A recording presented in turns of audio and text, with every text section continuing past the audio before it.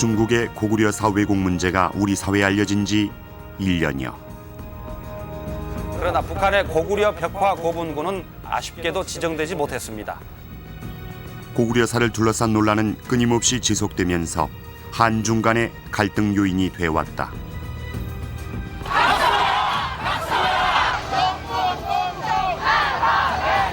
고구려 연구재단 출범식을 거행하도록 하겠습니다. 고구려사 왜곡과 그 연구의 중심인 동북공정에 대한 한국의 거센 반발에도 불구하고 뚜렷한 입장 변화를 보이지 않는 중국. 그들의 주장대로 이 문제는 학술적인 차원에 불과한 것인가? 동북공정에 담겨있는 중국의 또 다른 노림수는 과연 무엇인가?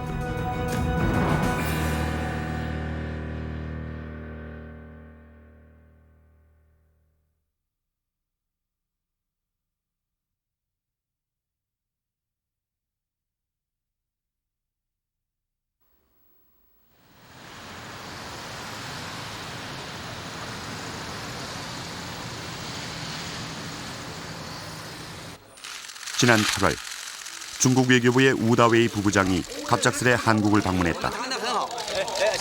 이야기 잘 나눴습니다. 공식적인 목적은 자칭린 인민정치협상회의 주석의 방안에 앞선 사전 협의였지만 보다 중요한 이유는 고구려 문제 해결이었다. 한중 외교회담은 8월 23일과 24일 연 이틀 동안 열렸다. 무려 9시간 반에 걸친 기나긴 협상이 이어졌다. 양국 정부는 향후 역사 문제로 인해서 양국 간 우호 협력 관계가 손상이 되지 않도록 하자. 결국 양국 정부가 구도양의 형식으로 합의한 내용은 고구려사가 양국 간의 중대 현안이란 점에 유념하고 이 문제가 더 이상 정치 문제화되지 않도록 노력한다는 것이다.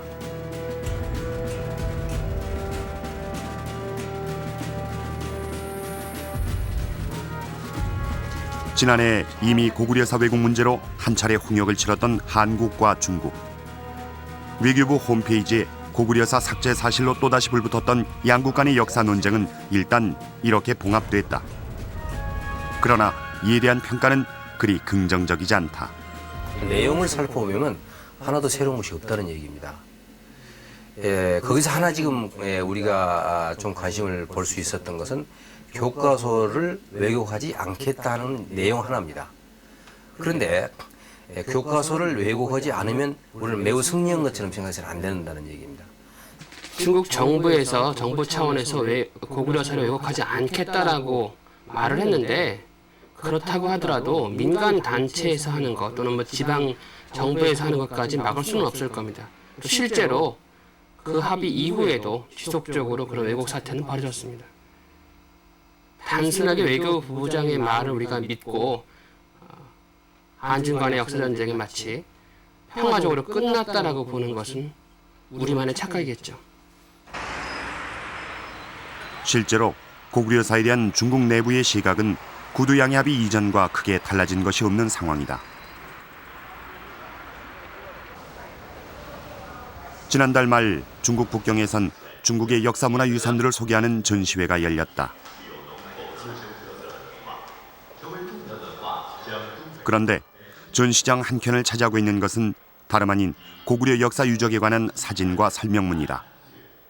고구려의 첫 번째 도성이었던 오녀산성을 비롯해 장군청과 광개토대왕비 등의 고구려 유적들이 중국을 대표하는 문화유산으로 버젓이 소개되고 있다. 뿐만이 아니다. 지난달 중국의 한 문화 잡지에는 고구려에 가까이 다가간다는 제목의 특집 기사가 실렸다. 중외 문화교류란 이름의 이 잡지는 중국 문화부가 발행하는 것으로 중문판과 영문판으로 제작돼 전 세계 180여 개국에 배포되는 관영 홍보지다.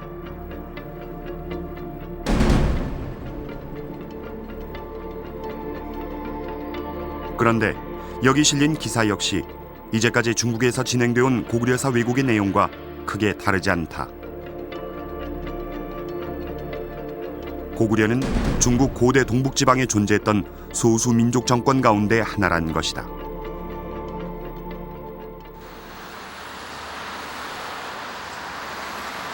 이 같은 내용을 주장해온 중국 학자들의 입장 역시 전혀 변화가 없다.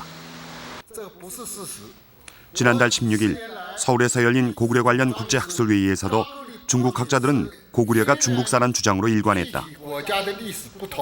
有的人认为高句丽是韩国和朝鲜历史上的国家，但他的理由仅是因为高句丽从4世纪侵入朝鲜半岛北部，5世纪又迁都到朝鲜半岛的北部。但我认为这只能说明是中国的一个民族侵入了朝鲜半岛，建立了一个中国的殖民地政权，不能说明高句丽就是朝鲜的国家。 고구려가 중국의 소수 민족의 하나이고 하나의 지방 정권이라고 주장하고 계십니다. 그러나 강력화왕비 등 분석론에 잘 나타나듯이 고구려는 중원 왕과는 다른 독자적인 천하관을 갖고 있습니다. 천재지자나 이를 쳐다보는 한국 학자들이 주장하는 고구려 역사 문화의 독자성까지도 이들은 인정할 수 없다는 입장이다. 因此，对三韩的继承意识并不包括高句丽。高句丽有自己独特的文化，我是同意的。但是林先生所举的3个例子，高句丽的铸城法、高句丽的陶瓷、四声图，却恰巧都不是高句丽所独特的文化，而是接受中国的影响所形成的。而且由于这样呢，高句丽在经济文化方面也深受中国的强烈影响。 高句丽从农猎混合的经济过渡到农业经济，从奴隶制度过渡到封建制度。它的文化虽然保有治理的特色，但后期它的文化内涵也主要是以汉文化为主了。 고구려사 문제에 관한 한중 간의 합의가 이루어진 지 2달이 지났지만 전혀 달라진 게 없는 중국 학자들의 태도. 이것이 단지 학술적인 문제에 불과한 것인가? 중국에서는 사실 학문이 정치와 완전히 독립되어 있다든가 그렇게 얘기하기가 어렵습니다. 정치적인 명분이 필요하다든가 하면은 역사학계에서 그것을 제공해주는 그런 역할을 많이 하게 되는 것이고 일반론이 하나 이렇게 거대하게 뜨게 되면은 다른 이설은 사실은 별로 얘기를 못하는 그런 분위기라고 할 수가 있거든요. 현재 중국의 국경 내에서 전개되었던 고대 혹은 중세 역사는 모두가 중국사다 이런 논리 아닙니까? 그렇다면 만주 지역에서 전개됐던 사실 우리 한민족의 역사가 중국으로서는 그들 지방 정권의 역사였다 이런 주장이지요. 그러한 주장을 하게 된 이유가 뭐냐? 또 지금 와서 또는 그것은 엄밀히 말하면 역사 왜곡, 역사 날조인데 중국도 일본의 식민사관, 일본의 한국사관을 비판해 왔지 않습니까? 또 우리와 함께 평화로운 미래를 전개해 나가야 되는데 사실 고구려사다 또는 발해사다, 고조선사다고 하는 것은 우리 민족에서는 과거의 역사라기보다 민족의 혼입니다. 이 우리 민족의 혼을 왜곡하고 절취하겠다고 하는 것은 학문적인 차원을 넘어서 중국의 정치적인 또는 대한반도 전략 의지가 무엇인가 하는데 우리가 관심 갖지 않을 수 없어요. 중국 북경의 변강사지 연구중심. 고구려사 왜곡 프로젝트의 핵심으로 알려진 동북공정을 주관하고 있는 곳이다. 동북공정에 대한 한국의 거센 반발에도 불구하고 중국은 이 프로젝트를 중단하지 않고 있다. 동북공정은 학술적인 연구일 뿐이며 이를 문제 삼는 것은 한국의 지나친 민족주의라고 공격하는 중국. 그러나 이 같은 주장은 사실과 다르다. 변강사지 연구중심의 홈페이지에 있는 동북공정 소개문엔 이 프로젝트의 직접적인 목표가 국가의 장기적인 안정과 사회질서 확립이라고 밝혀놓았다. 동북공정이 학문 연구에만 그치는 것이 아니라 특정한 정치적 목표를 가지고 있는 프로젝트임을 명시한 것이다.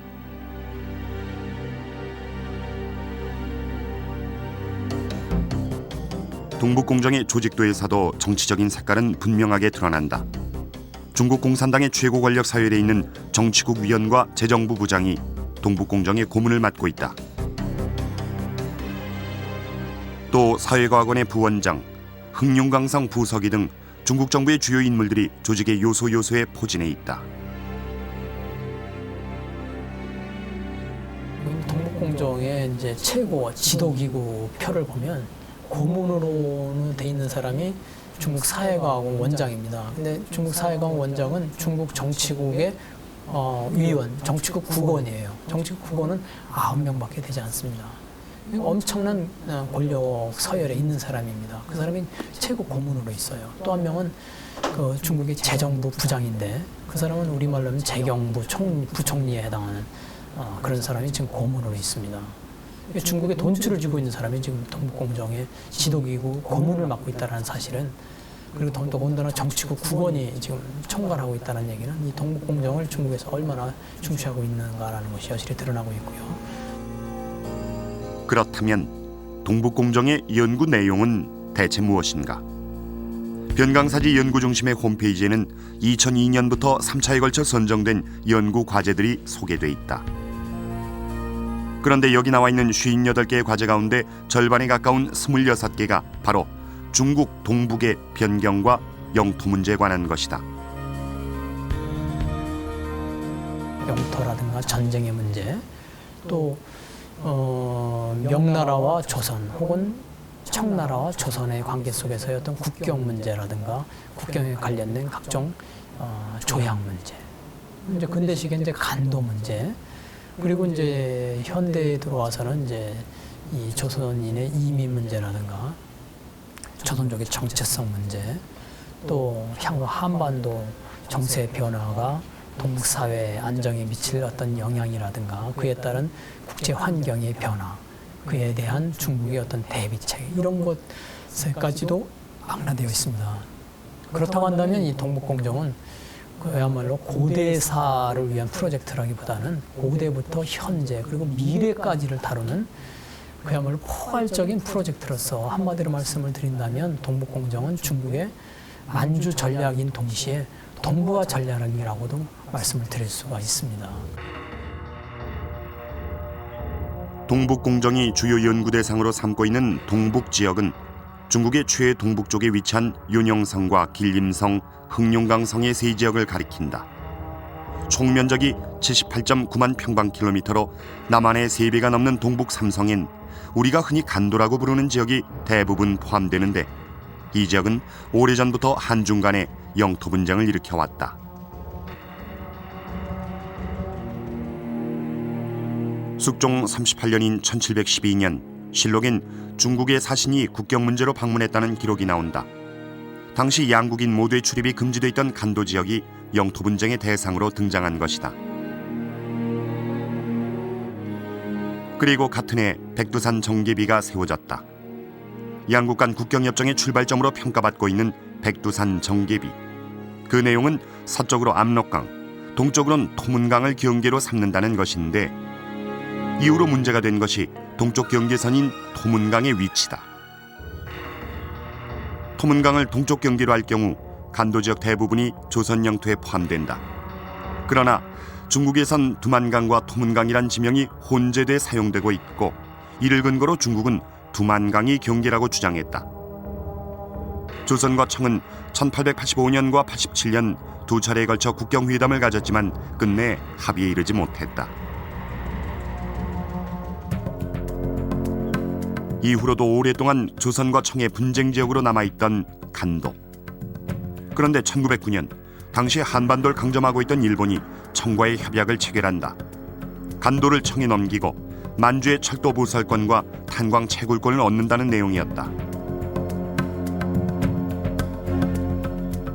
국경 문제 당사자였던 한민족이 완전히 배제된 채로 이뤄진 이 협약이 과연 정당한 것인가?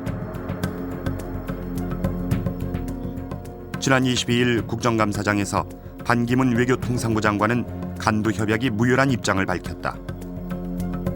간도 협약에 관해서는 이 법리적으로는 무효라고 생각을 할 수 있습니다. 간도 협약이 이루어진 지 95년 만에 처음으로 우리 정부가 간도 협약의 문제를 공식적으로 인정한 것이다. 지금 현재 국제법으로 봐도 한중 간의 중요한 국경 문제를 제3자가 개입해갖고 중국에 넘긴 것도 문제가 될 수 있고, 특히 국제법 학자들이 말한 거에 의하면 어쨌든 일본이 제국주의 시절에 그 제국주의적 힘을 이용해서 했던 많은 협약들이나 이런 것들 다 무효가 되고, 일본의 무조건 항복으로 무효가 되고, 그 이후에 뭐 샌프란시스코 조약이나 포츠단 카이로 선언에 의해서도 당연히 무효가 되는데, 다른 것들은 뭐 대만 이런 거 다 독립하고 그랬음에도 불구하고 이 간도 협약이 무효화가 안 됐다고 하는 거가 굉장히 중요한 포인트여서 어쨌든 우리가 1960년대에 북한하고 중국하고 국경조약을 맺었다 할지라도 이거의 승계 문제는 그 다음 문제고 한국과 중국 간의 국경 문제를 우리가 다시 재논의할 가능성은 충분히 있고 중국도 국제법적으로 그게 문제가 있다는 걸 알고 있고 한국에서도 그걸 주장을 하기 때문에 언젠가는 이 문제가 될 수밖에 없다. 실제로 중국은 이 같은 상황을 가장 우려하고 있다. 지난 8월 우리와의 구두양의 합의 당시에도 중국은 고구려사와 영토 국경 문제 연관성 여부에 가장 큰 관심을 보였다.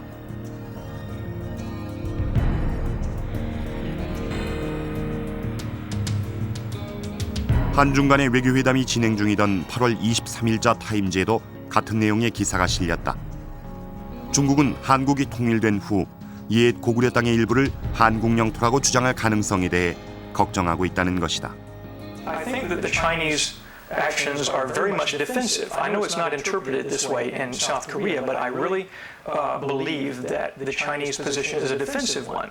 That they are somewhat nervous about the validity of the Chinese historical claim to at least two of the three northeastern provinces, namely Jilin and Heilongjiang, because no Chinese regime based in the Central Plains of China ever exercised long-term direct control over this area until 1949.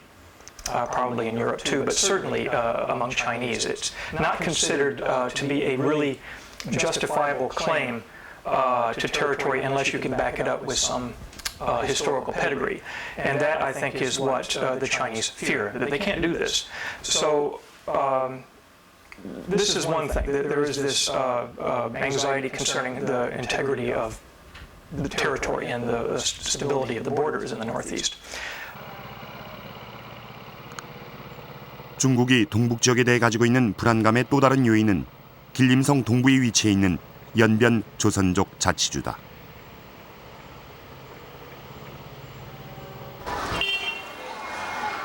한반도의 4분의 1 면적의 중국 동북지방의 국경지대를 차지하고 있는 이 지역은 조선족이 전체 인구의 40%를 차지하고 있다. 연변 조선족 자치주의 주요 행정직은 대부분 이들 조선족이 맡고 있으며 이 지역의 정치, 경제, 문화의 주도권 역시 조선족이 가지고 있다.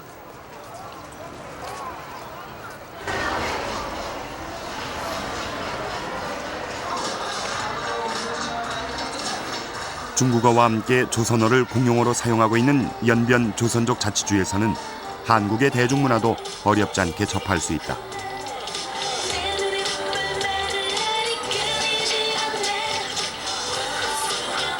중국 개방 이후 한국과의 교류가 늘어나고 한류 열풍까지 겹치면서 조선족 사회에 한국의 문화가 빠르게 유입되고 있는 것이다.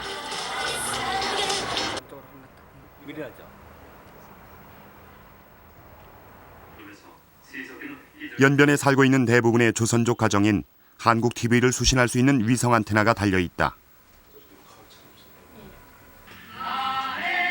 까마득한 시간부터 이곳에서는 사람들이 살았습니다. 한국 TV 수신은 원칙적으로는 불법이지만 이들은 단속을 피해 거의 매일같이 한국 TV를 시청한다.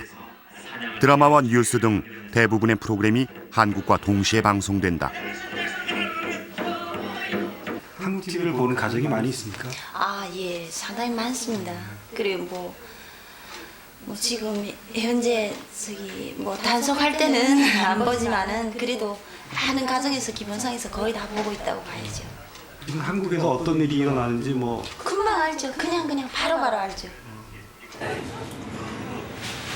한국과의 교류가 활발해지면서 돈을 벌기 위해 한국으로 오는 조선족들도 급속도로 늘어나고 있다. 현재 한국에 체류하고 있는 조선족은 10만 명 정도로 추산되는데 이들을 통해 중국의 조선족 사회에도 한국의 문화와 생활 양식이 속속들이 파고들고 있다. 식당에 가보게 되면 한국 음식들이 많아요. 전형전신에 전주 비빔밥. 그 우리 연기 시내에서 그 비빔밥 가운데서 가장 그 맛있는 비빔밥이라고 하는데 그 이름 자체가 또 뭐 전라북도 전주입니다. 그러니까 이 음식 문화도 상당한 정도로 이제 받아들이고, 그 다음에 이상, 이 그 옷을 입는 것도 여기 분들은 조선 사람들이 여기 있는 조선족들은 한국 옷을 많이 입습니다. 여러 가지 면에서 이 한국의 영향이 많아요. 어떤 의미에서 놓고 말하면 어제 서울에 무슨 바람이 불었으면 오늘은 연길에 무슨 바람이. 이런 가운데 중국에선 탈북자 문제가 사회적 논란이 되고 있다. 지난 27일 북경에선 67명에 달하는 탈북자가 중국 공안에 체포되는 사건까지 있었다. 이것은 탈북자들에 대한 중국 정부의 민감한 입장을 보여주는 것이다. 북한 경제가 흔들리면서 탈북자는 계속 늘고 있고 이들은 대부분 중국 동북의 조선족 사회로 숨어든다. 그리고 중국은 이 같은 상황이 변경 지역을 불안하게 만드는 요인이라고 보고 있다. 你们都知道北朝鲜呢，它有些我们叫难民吧，不断的跑到过来，这种情况下对两国的关系，可能实际上对中国和韩国的关系都有一些影响。像这类的事儿都是一个不安定的因素。 탈북자가 1차적으로 갈 수 있는 곳은 이 지역인 거죠. 지금도 마찬가지고. 그래서 대부분이 일단 뭐 연변 지역에 많이 가 있는 데던가.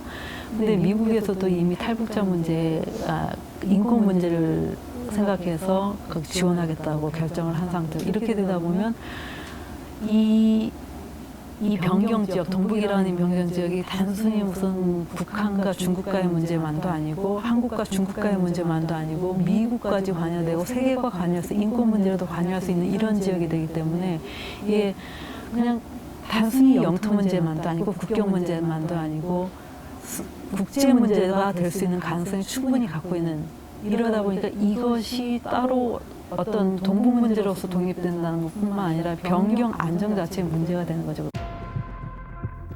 동북 공정을 주관하고 있는 변강사제 연구중심에선 이 같은 내용의 보고서를 내기도 했다. 탈북자 문제가 동북 지역 불안정의 중요한 요인이며 이에 대한 대책을 세워야 한다는 것이다.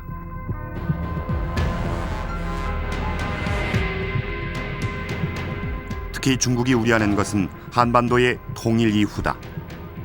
통일이 되면 북한과 남한, 조선족 사회 간의 교류가 확대되고 이 지역 전체가 한민족의 영향권이 될 수도 있기 때문이다. 이렇게 되면 만주라고 하는 그 지역과 우리 한반도와의 경계선, 국경선의 개념이 모호해져 버리는 거죠.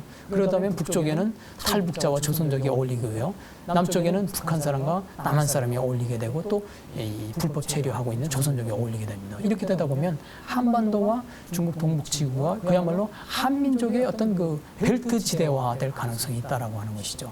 그렇게 되면 중국 동북지구 사회에 대한 한반도의 영향력이 커질 수밖에 없고요. 또 조선족에 대한 우리 한민족의 영향력이 커질 수밖에 없습니다. 그렇게 되면 중국 조선족들의 어떤 정체성을 동요시킬 것이고 심지어 그들의 이탈을 초래할 가능성이 있다라고 하는 것이죠. 지난 8월 25일 뉴욕 타임즈에는 이 같은 내용의 기사가 실리기도 했다.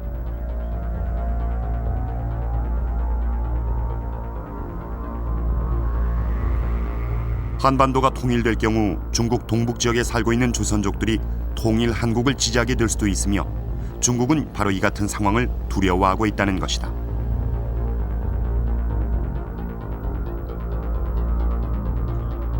한국 국적을 회복하고자 하는 조선족들을 중국 정부가 엄하게 처벌하기 시작한 것도 한국과 조선족 사회의 연계를 우려해서라는 시각이 많다.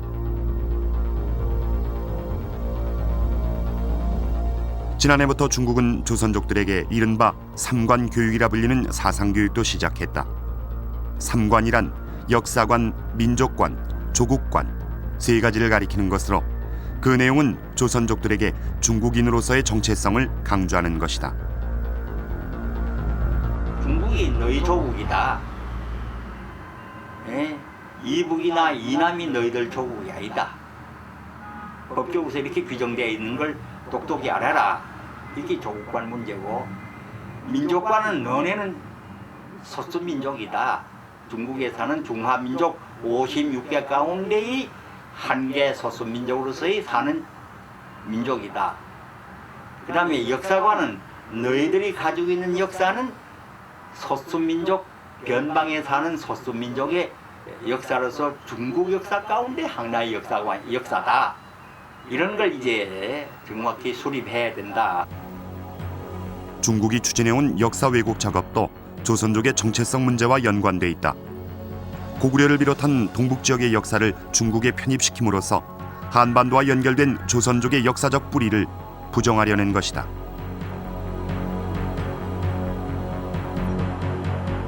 역사적으로 중국 동북지구와 한반도가 관련이 없다는 것을 부정을 해야 될 필요가 있고, 그러기 위해서는 분명한 어떤 논리가 필요한 것입니다. 그래서 그런 논리를 새롭게 개발하거나 찾아내기 위해서 역사책을 들춰내기 시작을 한 거죠. 그러다 보니까 이제 과거에 우리 역사라고 일컬어왔던 고조선이라든가, 그 다음에 고구려라든가 아래라고 하는 것이 이제 중국 민족이 세운 것이고, 그러다 보니까 그런 역사도 전부 중국사라고 하는 이런 논리를 이제 내세우게 되는 것이죠. 그렇게 함으로 해서 한반도와 중국 동북지구 사회는 전혀 관련성이 없다라는 것을 입증하려고 그렇게 시도를 하는 것이라고 말씀드릴 수 있습니다. 조선족과 동북 지역에 대해 중국이 이렇게까지 민감한 이유는 무엇일까? 그 배경엔 다민족 국가라는 중국의 특수한 상황이 있다. 중국은 전체 인구의 대부분을 차지하는 한족 이외에도 55개 달하는 소수민족이 다민족 국가를 이루고 있다.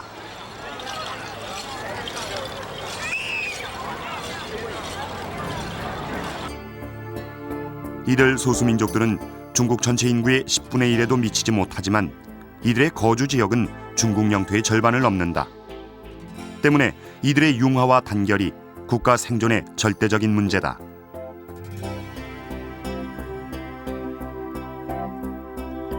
이런 상황에서 중국은 건국 초부터 통일적 다민족 국가론을 강조해왔다. 중국 내 소수민족들은 모두 중국이라는 하나의 가정을 이루는 구성원이며 각 민족 간의 관계는 분리할 수 없다는 내용의 통일적 다민족 국가론. 중국 내 각 민족 간의 분열을 해소하고 국가를 통합하려는 목적에서 나온 논리다. 한족과 소수민족을 구분하지 않고 전부 중국이라고 하는 역사 공동체에서 일정한 역할을 한 민족이라고 한다면 그 민족이 어떻든 간에 모두 이제 온전한 중국 민족이다라고 하는 그런 전제하에서 결국 그 중국 내 각 민족의 어떤 단결과 중국 인민의 애국심을 이제 고취시키기 위해서 그 의도적으로 파생시킨 하나의 어떤 중국의 국가 인식이 통일적 다민족 국가론이라고 말씀을 드릴 수 있습니다. 사실 중국은 건국 이후 끊임없이 소수민족들과의 분쟁을 치러왔다. 그 중에서도 갈등이 가장 심각한 지역은 중국 남서부에 자리 잡고 있는 티베트다.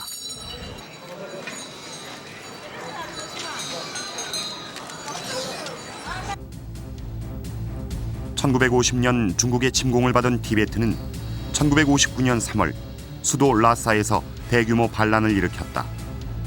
그러나 이 반란은 수많은 희생자를 낸 채 실패로 끝났고 티베트는 중국에 의해 완전히 점령당하고 만다. 1965년 서장자치구란 이름으로 중국 영토에 편입된 티베트는 끊임없이 독립투쟁을 벌였지만 중국은 무력으로 이를 진압해왔다.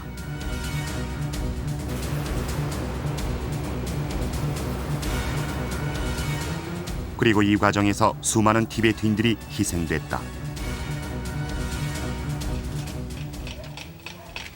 이 같은 무력 진압과 함께 중국은 티베트에 대한 영유권을 주장하고 독립운동을 차단하기 위한 또 하나의 작업을 진행시켰다. 티베트의 역사를 중국사에 편입시키는 이른바 서남공정이 그것이다.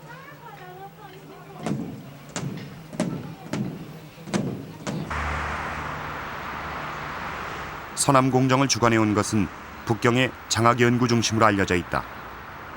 1980년대에 설립된 중국의 대표적인 연구기관인 이곳에선 1986년 130명의 연구 인력을 투입해 서남공정을 시작했다.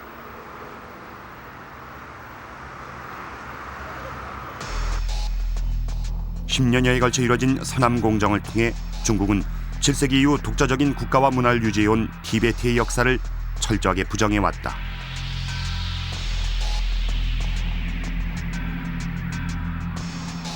티베트는 중국이란 다민족 국가의 일부분이며 자고 이래로 중국과 나눠질 수 없는 지방정권이란 것이 중국의 주장이다. 이 같은 서남 공정의 논리는 고구려사 왜곡 프로젝트인 동북공정과 거의 흡사하다. 달라이라마를 중심으로 해서 완전히 정치적 구심체까지 있기 때문에 중국과는 분명히 다른 문명체입니다. 그런데 중국은 미국의 양해하에 사실상 이제 무력 점령한 이후에 여기를 다시 뺏기지 않기 위해서 수십 년 동안 티베트 지역의 역사를 자국사로 편입시킬 노력을 해왔습니다. 또 인구를 한족들을 이제 분포시켜서 티베트 지역이 이제 독립할 때 인구 문제를 해서 독립 못하게끔 하도록 시켰고요. 이 동북 지역보다도 더 먼저 중국이 오랫동안 투자를 했다고 볼 수 있습니다. 현재 통용되고 있는 화폐에 중화인민공화국의 창설자인 마오쩌둥과 함께 소수민족들의 얼굴을 넣을 정도로 통일적 다민족 국가론을 강조해온 중국. 소수민족 통합이란 목적을 위해 다양한 정책을 동원해왔다. 규모가 크거나 이탈 움직임이 많은 소수민족의 경우 거주 지역에 한족들을 대규모로 유입시켜 한족과의 동화를 꾀하기도 하고 경제적으로 낙후된 지역엔 대규모 지원도 이루어지고 있다.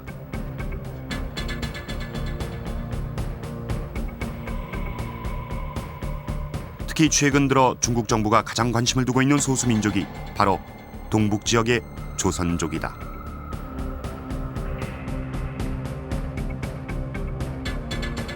조그만 방해 불씨가 광야를 태울 수 있는 이런 문제가 될 수 있죠. 어쨌든 조선족이 어떤 형태든 문제가 되고 이 그 소수민족 문제가 부각됐을 때는 다민족 국가는 거의 그렇듯이 소수민족의 민족의 정체성이 부각되는 문제가 생기게 되거든요. 그러니까 그거를 최대한 억누르거나 아니면 그거를 어떻게 해결할 수 있는 방법은 중국이 계속 강조했듯이 중국인으로서의 민족관, 중국인으로서의 국가관, 중국인으로서의 역사관을 어떻게 재정립할 것인가 이게 굉장히 중요하게 되는 것을 끊임없이 중국이라는 문화, 국가, 역사의 틀 안에서 이 소수민족을 가두고 그 소수민족을 설명하려고 하는 게 그런 요인이지 않을까. You can see this when you think about not so much Korean, the Korean ethnic minority in Northeast China, who are not really a group who causes trouble, but you have other groups in China's southwest and northwest who might gladly break away from China if they were given an opportunity to use history as a justification. No, our ancestors were not part of China. Therefore, why should we be part of China? And I mean, if you really want to go out on a stretch, if the ethnic Koreans in Northeast China wanted to break away, they could easily fall back on the Goguryeo argument, saying Goguryeo was never part of ancient China, so why should we be part of China? 이 같은 배경 아래서 중국은 티베트 역사를 편입시키는 서남 공정에 이어 동북 지역 문제를 다루는 동북 공정을 시작했다. 지난 7월 대표적인 고구려 유적지인 집안을 세계문화유산으로 등록한 것도 이 같은 동북공정의 일환이다. 집안 지역이 세계문화유산으로 지정된 이후 중국은 여러 언론 매체를 통해 고구려가 중국 역사란 주장을 본격화했고 관광객 유치에도 열을 올리고 있다. 고구려의 최전성기를 이뤘던 광개토대왕과 장수왕의 흔적도 마치 중국 역사의 일부인 것처럼 홍보하고 있다.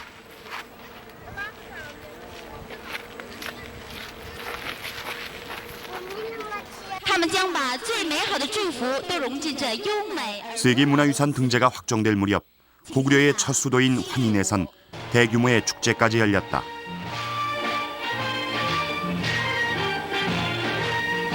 축제의 대부분은 한민족의 전통문화 공연으로 채워졌지만 중국의 주장은 한결같다. 고구려는 중국 동북 지역에 존재했던 지방정권의 하나며 한반도와는 아무런 관련이 없다는 것이다.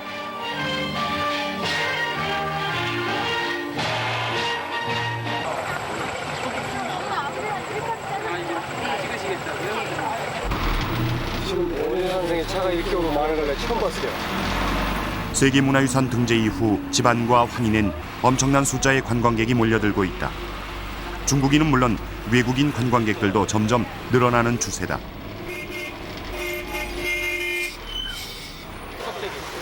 동북 지역의 안정과 조선족 정체성 확립을 위한 방편으로 시작된 동북공정. 이로 인한 고구려 역사의 왜곡은 현재까지도 계속되고 있는 상황이다.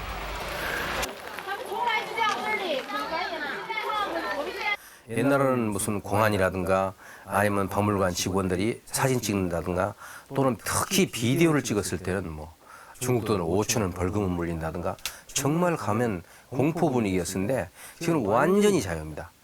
그래서 좀 이상할 정도로 그러니까 이것이 완전히 자유니까 고구려 연구원산으로서는 상당히 다행스럽고 기쁜 일인데 한편으로 보면 이미 고구려 역사 왜곡을 다 해놓고 이제는 얼마든지 찍어도 좋다는 자신감을 가졌다는 거. 그다음에 두 번째는 이번에 세계유산 등록을 통해서 고구려 역사가 중국사라는 것을 마치 세계에서 공인받은 것처럼 현장에서 하고 있다는 점. 이런 것들은 진짜 가슴 아픈 일이죠. 중국 집안 세계유산 딱 하고 현재 집안과 환인에선 세계문화유산 등재를 기념한다는 명목으로 각종 책자를 판매하고 있다.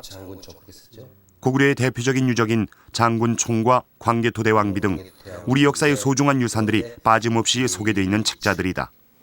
나는 거기 가서 이번에는 촬영하다가 최근엔 기념 우표집까지 등장했다. 여기도 보면 중국 동북 소수민족 고구려미 그 건립의 고구려 정권 아주 분명하게 나오는 일거리가 집안사. 고구려와 발해 등 동북 지역의 역사에 관한 책들도 쏟아져 나오고 있다. 고구려 역사 이야기 그런 뜻이죠. 그다음에 발해국사와 발해국의 역사 이야기, 집안사와 집안의 역사 얘기. 그러니까 이런 게 다 그 유적 현장에서 지금 다 팔고 있는 거예요. 만주 지역을 지배했던 한반도의 역사를 모두 중국 것이라 주장하는 책들.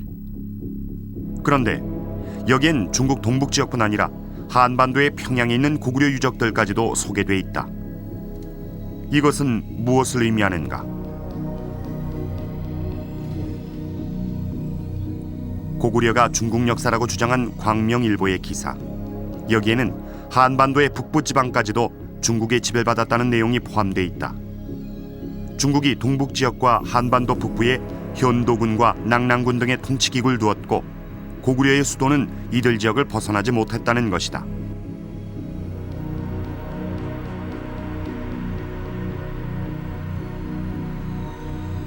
이 같은 이유로 중국은 고구려의 영토였던 한반도의 북부까지도 중국의 고대 영토라고 주장하고 있다.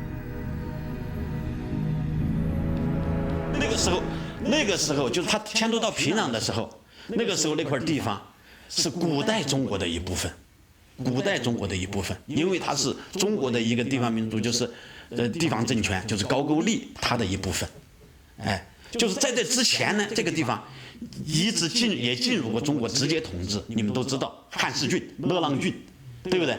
乐浪郡从古朝鲜到乐浪郡那个地方都是中国的领土啊。 평양을 비롯한 한반도 북부와 중국의 역사적 연관성에 대한 주장. 이와 관련해 북한에 대한 중국의 최근 움직임을 주목할 필요가 있다. 북한 핵 문제가 국제적 관심사로 등장한 이후 중국 국경에선 세 차례에 걸친 육자회담이 열렸다. 오래전부터 북한과 긴밀한 관계를 맺어온 중국은 육자회담 과정에서도 가장 적극적인 역할을 해왔다. 이에 대해 중국이 내세우는 명분은 한반도의 평화 유지다. 我们对朝鲜半岛政策最基本的这个一条，就是要维护朝鲜半岛的这个和平稳定。那么维护朝鲜半岛和平稳定就意味着我们反对在朝鲜半岛呢出现这个军事冲突，那么发生战争，甚至呢我们也不愿意看到朝鲜半岛出现，比如说 内乱，比方说由于这个外边的这个压力，或者由于别的一些原因，经济方面的原因，比方说在这个北朝鲜出现一些内部一些不稳定，这也是我们不愿看到。 그렇다면 한반도의 평화가 중국에 갖는 의미는 무엇일까? 중국이 북핵 문제 해결에 적극적으로 나서고 있는 배경에 대해 많은 전문가들은 이것이 중국 자신의 안정과 관련돼 있기 때문이라고 분석한다.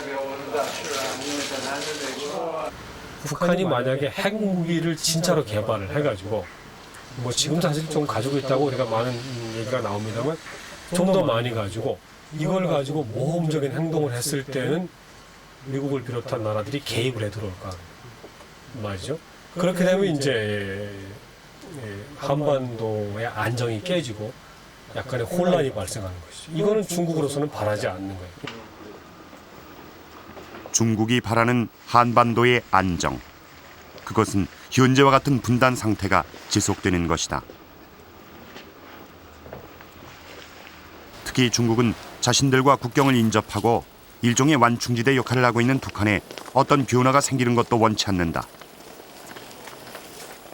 그것이 곧 자신들의 안보와 직결된다고 생각하기 때문이다.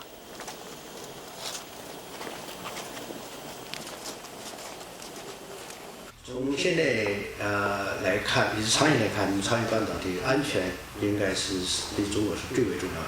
它的安全包括无核化的问题，包括这个地区的稳定等等一些问题，对中国的这个安全，特别是东北部的这种安全，至关重要。因为中国的安全除了东北，然后朝鲜两岸关系，所以东北来讲呢，主要是朝鲜半岛。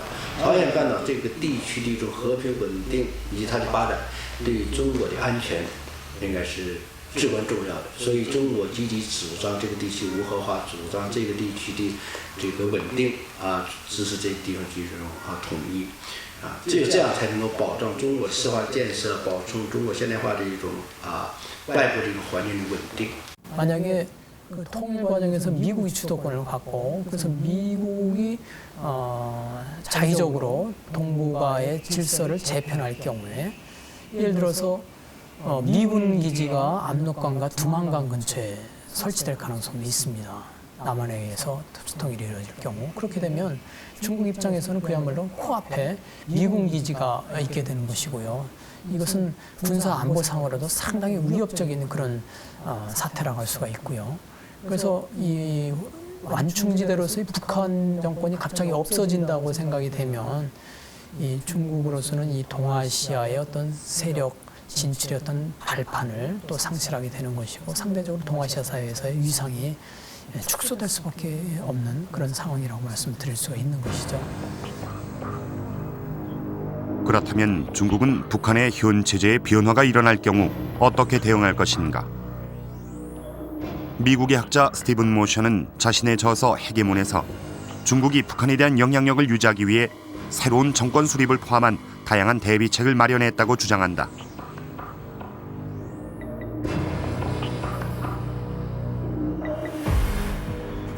그런데 최근 인터넷엔 이와 비슷한 내용의 글이 확산되면서 주목을 받고 있다.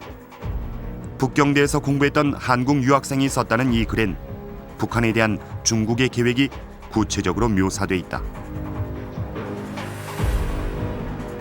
북경대의 정치학 수업 중에 교수에게서 들었다는 글의 내용은 그야말로 충격적이다. 중국은 앞으로 10년 내에 북한이 붕괴될 것으로 예상하고 있으며 북한을 지방정권으로 만들어 중국의 영토로 삼으려 한다는 것인데 과연 이 같은 시나리오가 가능한 것인가?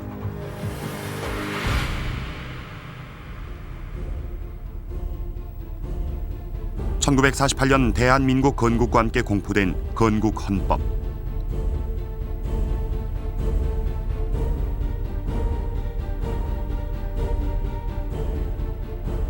여기에는 대한민국의 영토에 대한 조항이 명시돼 있다.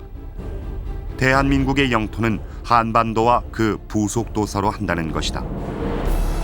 이 같은 내용은 50년이 넘도록 변함이 없었고 우리는 북한 정권이 붕괴될 경우 당연히 대한민국에서 영토를 넘겨받게 될 것으로 생각해왔다.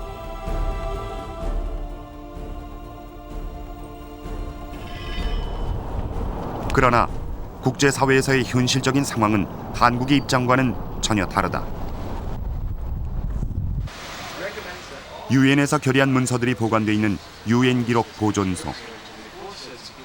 대한민국 건국 당시 유엔이 한반도 문제를 어떻게 결의했는지에 관한 문서도 이곳에 있다. 유엔 총회 결의 제195조가 그것이다. 그런데 이 내용에 따르면 대한민국은 북한의 변화에 대해 어떤 개입이나 권리를 주장하기 어렵다.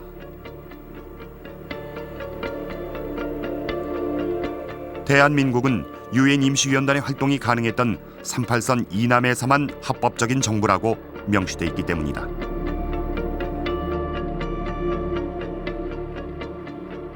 원래 유엔은 남북한 인구 비례에 따라서 남북한 총선거를 할 거를 결의했는데 그게 북한에서는 실현되지 않았다는 것이죠. 그러니까 남한에서만 실현됐다는 걸 일단 확인을 하고, 그래서 남한 정부를 어떻게 인정하냐면 유엔 한국임시위원단, 다시 말하면 유엔 감시하에 선거가 치러진 유일한 합법 정부다. 그러니까 한반도 전체 합법 정부라고 한 게 아니라 유엔 감시하에 선거가 치러진 유일한 그러한 합법 정부다라고 이제 승인을 하는 것이죠. 한반도에 대한 유엔의 입장을 단적으로 보여주는 예가 한국 전쟁 당시다. 1950년 11월 유엔군이 평양을 탈환했을 때 한국의 이승만 대통령은 평양을 방문했다. 그런데 당시를 기록한 국회 속기록은 평양 방문 당시 이승만은 대통령 자격이 아니었다고 적고 있다.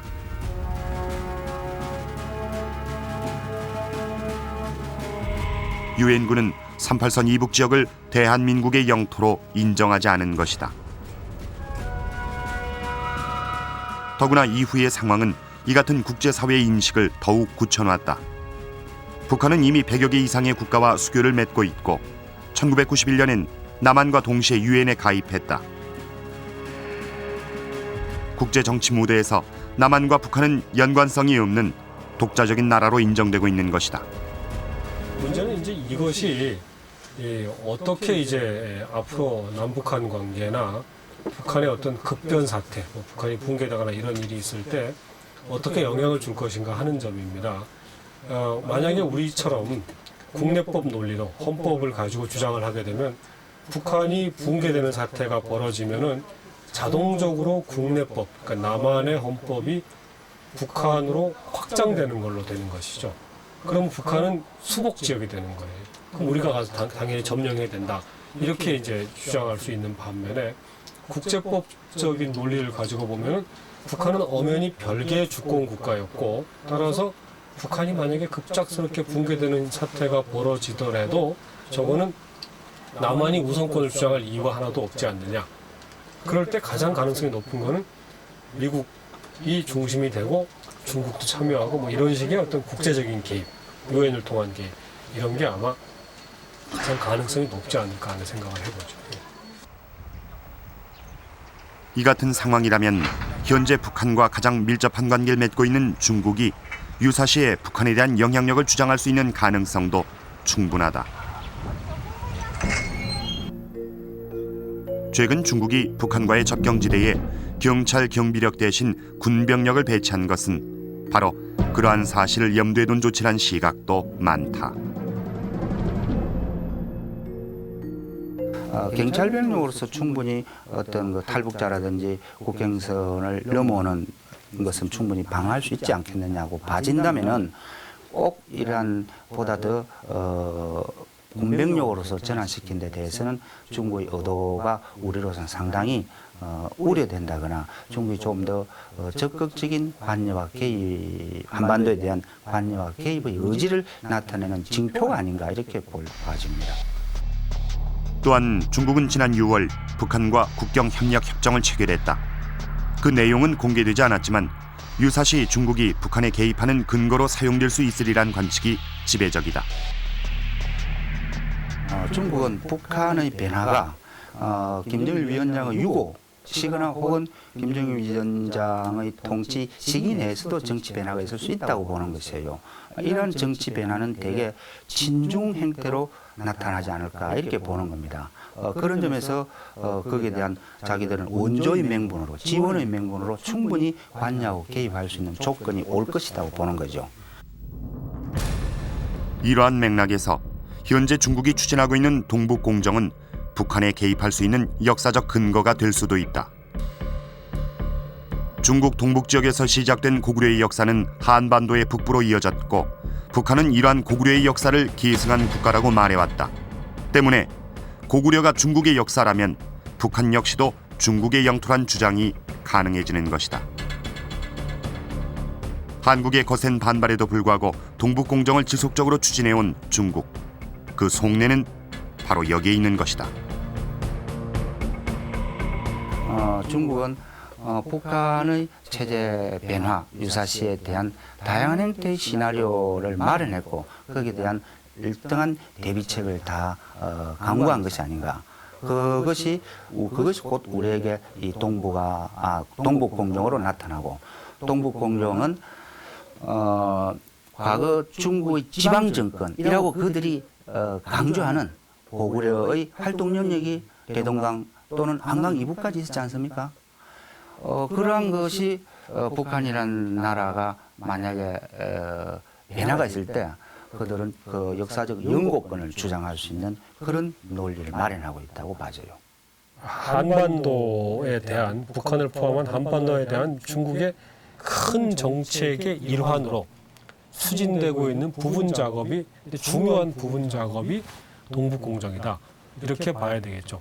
예를 들어서 한반도에서 그러니까 한반도가 통일된 후에도 간도 지방, 연변 지방을 중국이 계속 관할하기 위한 어떤 그런 포석도 있고, 그다음에 북한이 붕괴된 다음에 북한에 대해서 어떻게 우선권을 주장할 것인가라는 계산도 있고 하니까 한반도에 대한 중국의 큰 정책 방향이 있고, 그 방향에서 그 방향을 실현시키기 위해서 중요한 어떤 부분 집합으로 들어가 있는 정책이 동북공정이다.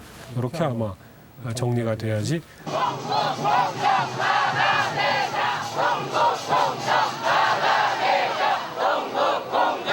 그러나 동북공정에 대한 우리 사회와 정치권의 인식은 아직까지 고구려 문제만 매달려 있다.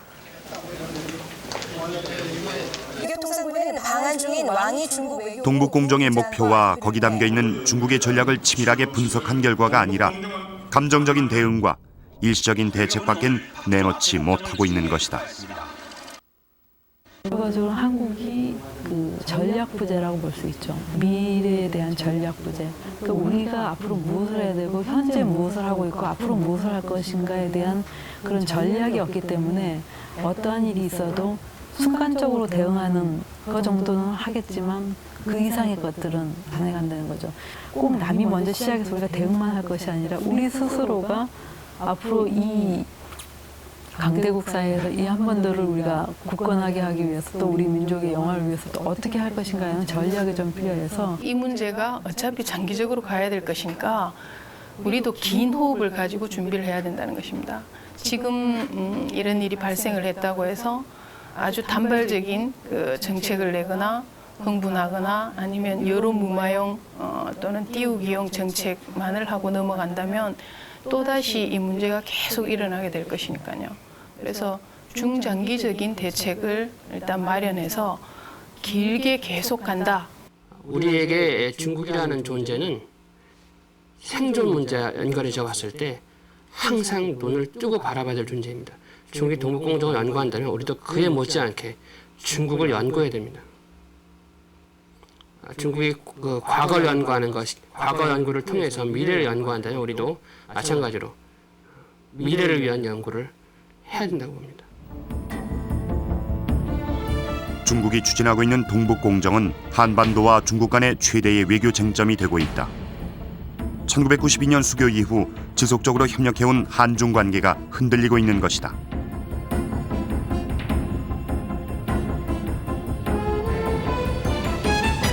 이런 상황에서 한국은 동북공정과 중국에 대해 어떤 전략을 마련해야 할 것인가? 그것은 단순한 역사 문제가 아니라 한민족의 생존과 직결된 문제다. 동북공정의 핵심에는 중국의 이익과 미래에 대한 치밀한 계산이 존재하고 그것은 한반도의 미래를 위협할 수도 있기 때문이다.